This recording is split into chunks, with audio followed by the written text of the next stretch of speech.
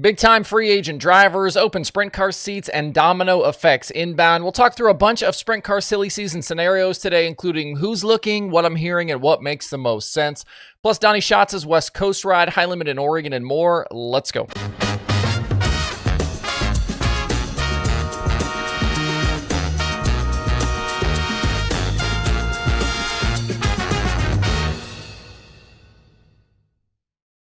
It's Monday, August 25th. I'm Justin Fiedler. This is DIRTRACKR Daily presented by Kubota Genuine Parts. Today's daily show is being supported by BAPS Motor Speedway and SprintCarUnlimited.tv. Coming up on Wednesday, that's this Wednesday, August 27th, the 2025 BAPS 410 Sprint Car schedule continues with another round of their season-long championship. This will be a 410 Sprint Car only show, and all the heavy hitters will be there, including Danny Dietrich, Anthony Macri, Chase Dietz, and more.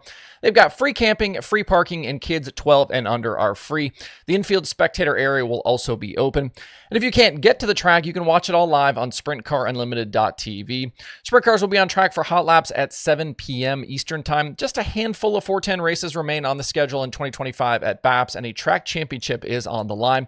Head over to BAPSMotorSpeedway.com to see the rest of their schedule, and if you want to watch each of the championship races live, including this Wednesday, plus the Kevin Gobrecht Classic and the season finale Sprint Showdown in November, you can do that all season long at SprintCarUnlimited.tv. With all of the changes we've already seen in 2025 and how much there still is left to settle, we are in the midst of one of the more intriguing sprint car silly seasons we've seen, I think, in a few years. I wanted to run through a bunch of stuff today, talk about the different scenarios, and set you up for what is likely to be a busy next couple of months as teams and drivers figure all of this out. At the moment, our two biggest free agent drivers are obviously Donny Schatz and Gio Scelzi, both at very different points in their careers, and I think it's not hard to see that arguments could be made for either to be called the number one free agent on the market right now. Obviously, Scelzi doesn't have anywhere near the resume that Schatz has, but there's still a lot of potential with Gio, while Schatz is much closer to the end of his career than the beginning. Both drivers will be at the top of the wish list for teams looking for a new wheelman, and I think each will have very good opportunities put in front of both of them. Both drivers, though, not without questions. Schatz is winless in 2025, and the wonder will be if he can get back to anywhere near the form we saw from him while he was winning 10 outlaw titles. I think the sprint car game has changed a lot and quickly, and I wonder if Schatz can adapt. I've talked before, I've talked about this on this show and elsewhere, but racing has turned hyper aggressive, and that's just never been Donny. This kind of version of sprint car racing with, Kyle Larson and Buddy Kofoid and Carson Macedo and these guys just going absolutely crazy. That's just not been who Donny is. As for Gio, 10 career outlaw wins, 2 more with high limit, but can he take that step forward and become a real title contender? He's shown flashes, but with KCP, he just seemed to lack some of the outright pace of the Grivals and the Macedos and the Kofoids. He's been solid in that fill-in role with Clausen Marshall, and I think in the right situation, he could be that guy. Remember, it was his choice to walk away from KCP, so he's clearly searching for the right combination of team, crew chief, and equipment. The other national touring level driver who's looking for his next deal is Spencer Bayston. He obviously lost the JMR 14 ride after the Knoxville Nationals and has looked strong out west with Paul Silva. His worst finish was a 7th, which came Saturday in the Gold Cup finale, and he's driving like a driver with his career on the line. As I mentioned previously, you don't win 5 outlaw races if you don't have talent, but Bayston is winless since 2023 and hasn't looked like a driver capable of competing on the big stage in recent years. You could talk me into CJB not being the right situation for him, but his time at JMR was disappointing. While Corey Day melts faces in a partial schedule out of the same shop, Bayston struggled to even finish in the top 10 most nights. I'll be curious to see and hear what the actual market is for Bayston and where exactly he fits in. Has he shown enough out west to raise his stock back up, or will owners look at him as a driver that's just too up and down? And I do think with how fluid things are out there, there will likely end up being other drivers on the market as kind of some of those domino effects start to happen with bigger signings. But outside of these 3 drivers, the others to watch at the moment, I think, include James McFadden and Justin Sanders. There have been rumblings of teams inquiring about J-Mac's future, but it's unclear to me if he really has any interest in continuing in the States beyond this kind of summer schedule. He left a full-time ride here in 2024 to return to Australia full-time with his family, and I don't know if that's changed. And Sanders is a guy who's gotten a ton of interest in the past year or so from teams outside California, but it's my understanding he's turned all of those opportunities down. His performances filling in for Aaron Reitzel are keeping him top of mind, and I think he'll have his choice of opportunities if he wants to expand to a larger schedule. Shifting to potential open seats, this is where things start to get a bit murkier. The obvious one that we know for sure is open is Tony Stewart Racing. Kerry Madsen will finish the season in the TSR 15, but that team is on the hunt for a younger driver they can build a future around. I'm sure Tony's phone has been ringing off the hook with drivers who want to get in there, but will they be able to convince a top young driver to sign with them? That I'm not sure about. There's been a lot of turmoil and change within that team, and they're trying to right the ship after the departure of Schatz. Madsen has performed very similarly through his first 5 races in the 15 to what we saw Schatz do. 2 top 10s, but also runs of 15th, 12th, and 16th. Given the performances and all the changes, could they, for example, talk Gio Scelzi into coming there? I don't know about that. So if it's not Gio, who else could they get? Maybe Bayston is a candidate here. Anything else would mean grabbing a driver who is currently in a seat.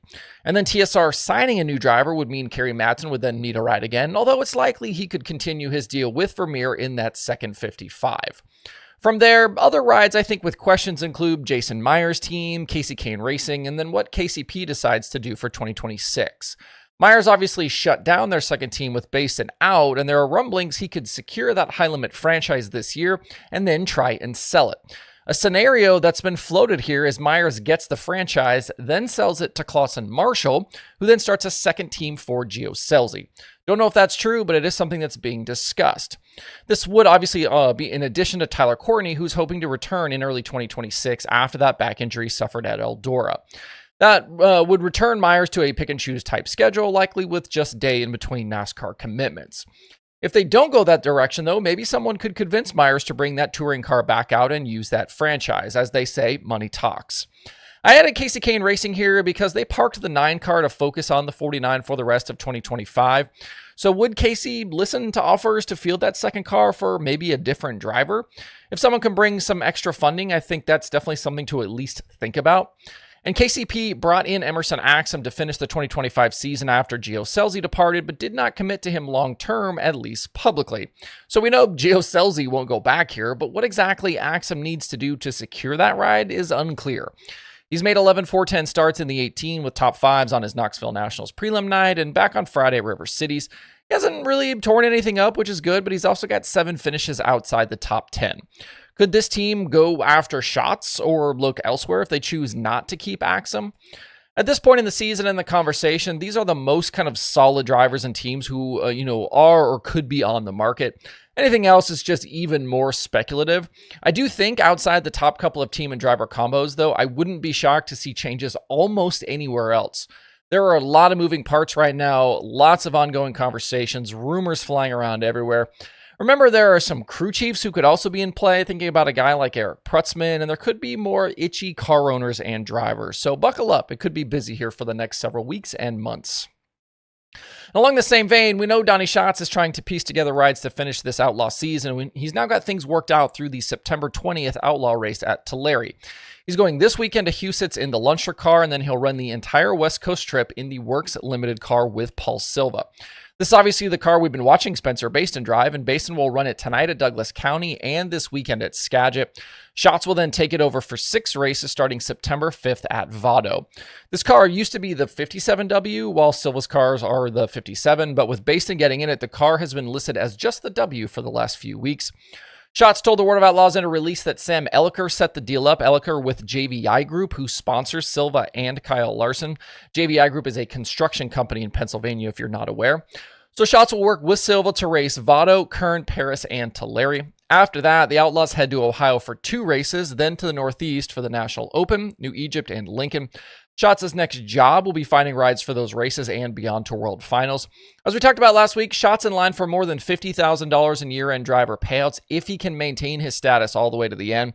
That number could rise as well if he's able to run down Sheldon Haudenschild for 5th in the standings. Just 100 points separating the two right now. Schatz in really no danger of losing that 6th spot with Bill Balog more than 200 points behind. Sunday race winners included Ryan Timms at Huset's in weekly 410 action. That was win number 3 for Timms and Shane Liebig on the weekend, as they also swept the ASCS races in Montana. Timms now with 15 total sprint car wins in 2025, including 12 in the 410 and 3 360 scores. All of that headlined, obviously, by the Knoxville Nationals win. Also, Cap Henry and Ricky Lewis were fast and boss winners at Millstream. Looking towards tonight, the Kubota High Limit Sprint Cars are in Oregon for a stop at Douglas County in Roseburg. James McFadden, the winner of this event 1 year ago. If the pattern keeps repeating, though, Justin Sanders should win tonight.